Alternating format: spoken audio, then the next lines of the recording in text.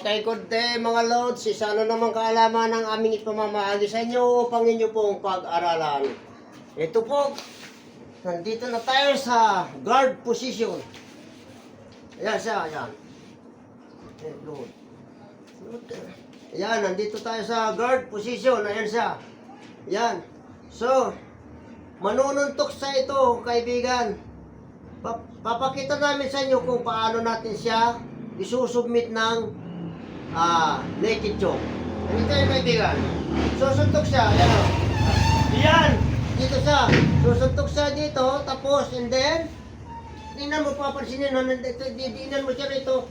Ayan siya. O, ayan. Ayan, kaibigan. Ayan siya. Dito pa lang. Pwede na siya natin i-choke dito. Okay, ulitin namin, kaibigan. Papakita namin ng kabilang side. Yan, yan. Yan, ganyan siya, nandiyan siya.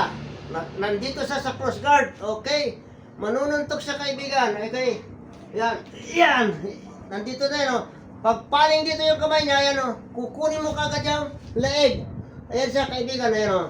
Pagkuha dito, ayan siya, oh. Yan, wala na siyang magagawa dito, yan, kaibigan, yan, oh.